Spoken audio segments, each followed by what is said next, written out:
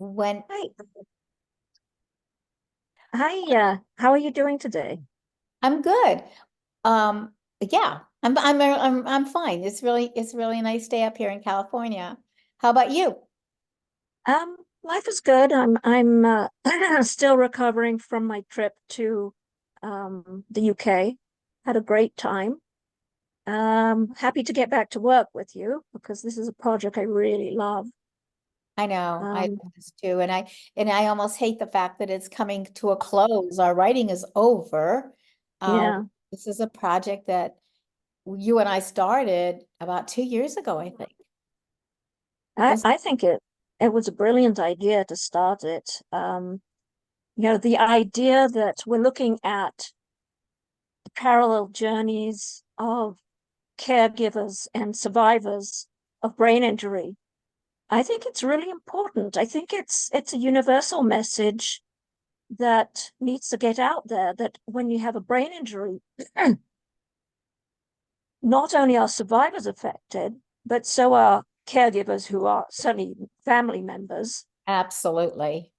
And because, as you mentioned at one point, when when people find out that David, your husband, has a brain injury, they focus on David and they don't say, well, how are you doing? When in fact you're going through a rough time too. And it's not uncommon for caregivers to hit burnout. And I No, think you're so right, Deb. I'm gonna cut in here right now because I never really thought of it that way because of course when David had his brain injury in 2005, he was center stage. He was the star of the show. He yeah. was the one that the injury happened to, the event happened to. I was a supporting actor in that whole scenario and as the caregiver. And people would ask, as you said, they would say, "How's David doing? How is David?" Excuse me. But nobody ever really thought to even say anything about, how are you doing, Donna? Because as you just said, this brain injury affects everybody in the family or in the close community of the survivor. And um, and so I never really thought about that because I also thought David was the center and I was revolving around him. But as I'm writing this book with you, I'm realizing that yeah, this is really about me as well in my journey. Well, I mean, it's you said clearly it affects other family members. Like my injury affected my kids and that kind of thing. Yeah. But when the family member, excuse me, when the family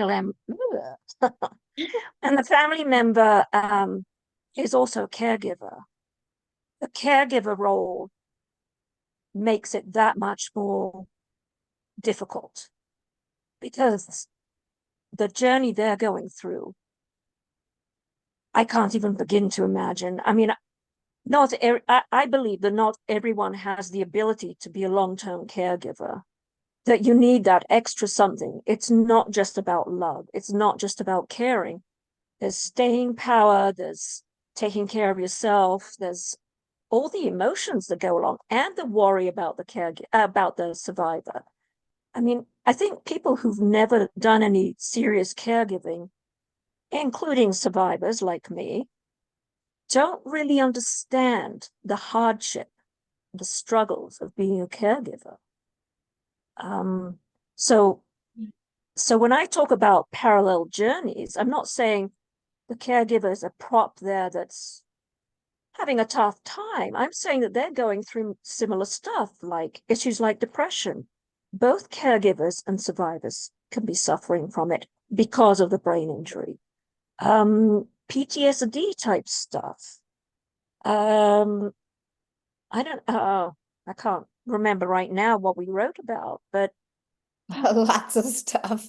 Lots of yeah, I stuff. mean, the But journey is yeah, parallel. it is parallel, but it's different in Yeah, in how we each approach it. Because of course, as a survivor, David had a lot of issues just medically. and physically, Yeah. health, you know, fortunately not mentally, but I guess probably mentally in a way too, because he had to come to terms with a new Sure. life, Yeah. so probably everything.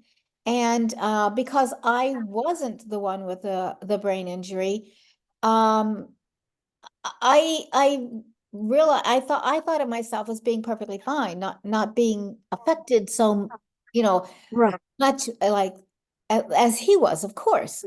But once I started to realize that everything changes. Everything changes when Yeah. you become a caregiver for some serious event like this. Yeah. And I always like to say to people that we're all caregivers. We've all, and you're, if you have a child, if you're a Yeah. mom, pop, Yeah. or if you have a pup or any kind of a pet, if you have a friend, you're a Yeah. caregiver. We Yeah. all have this kind of role in our lives. But when you have somebody that has a brain injury, and I'm not just talking brain injury, we're talking about people who have cancer, have dementia, have any kind of becoming elderly for that matter, Yeah. and need a caregiver. That's all part of what our society is, well, what life is about, I guess. It's not even just society, it's what life Yeah. is like. Because we all, at some point, either are caregivers, will be a caregiver, and there are two more things. There's a quote by Rosalind Carter that I love to use, but I don't recall it right now. I'll figure it out the quote for the next time we talk. But it is, we're Sorry, all I'm laughing. caregivers. What? I'm laughing. I'm laughing. So the laptop is jiggling. Giggling. Oh, wow. So anyway, um, yeah, I think, yeah, I also think it's important. I think through our book, I learned a lot. I learned a lot about caregiving and how rough it is for caregivers. I learned to appreciate mhm. what caregivers do. I know you've told me that so many times now. You went because you've said it even, and that's what's interesting about the book is because I have learned different things. I mean, I know a lot from David's responses about being a survivor of a brain injury.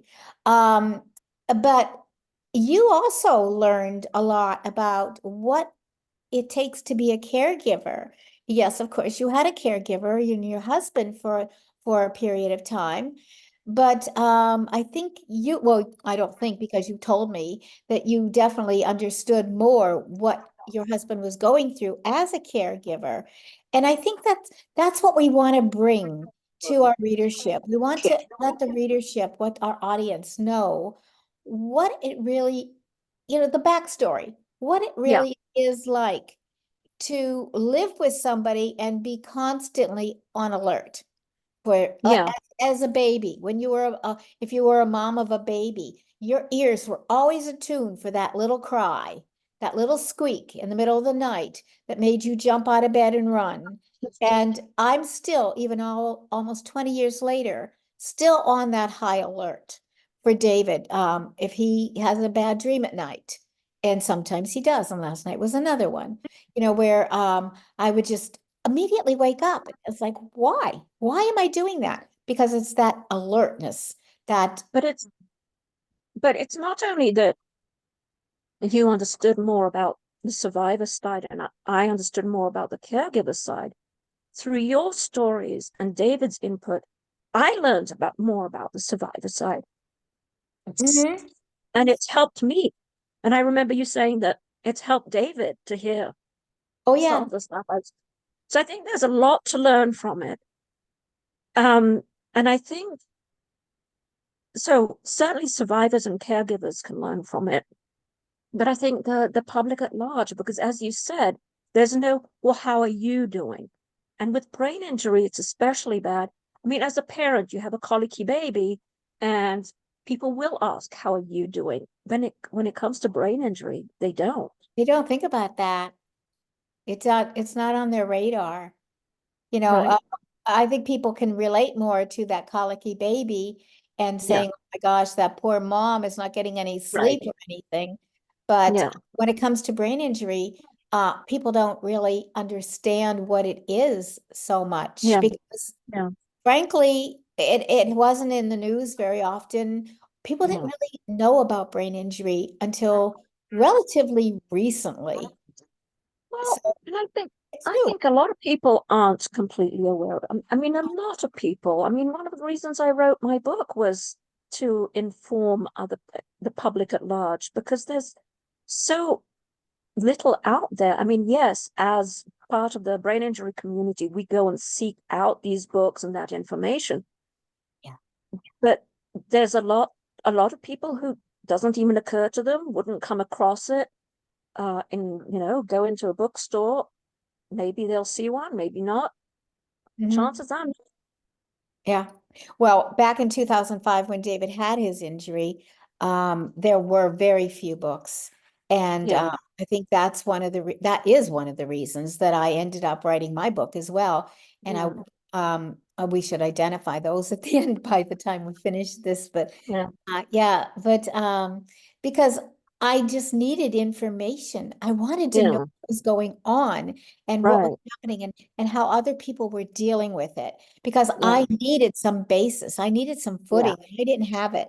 So I read yeah, whatever was available. There are a lot more books available now, but still, I think there can never be too many books in the world about yeah, any topic right, because you right, always want to learn more about things and right, definitely about brain injury because as I referred earlier, it's not that commonly known.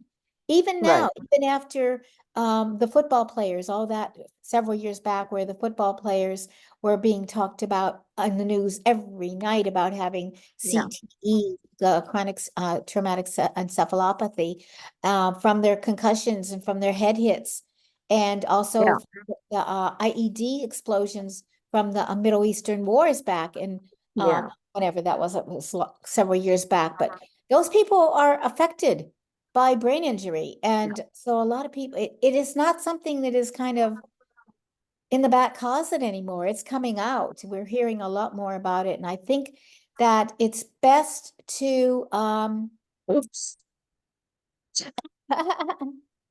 sorry. oops. There we go. Know more about this. Well, we got the real personal side of us here. But Yeah, it's best to know about these things before they happen to you. yeah, So yeah, anyhow, I think that might be enough for today. And yeah. I I mean, will especially with my asthma, it's sort of acting up. So I think, yeah. But let me just okay, say, I'm Donna O'Donnell Figurski, yeah, there is and that. I'm the author of Prisoners Without Bars. And we hope that you will join us again for our next little visit across the miles. Yeah. And another thing that I really like about this book, our project, is that you and I become really good friends. And Yeah. that is so important to me. And do you want to But tell the anyway, world who you are? oh, yeah. Let me By the way, I'm Deb Brandon, and I wrote the book, but my brain had other ideas, um, a journey or something about recovery from brain injury. I forget the first part.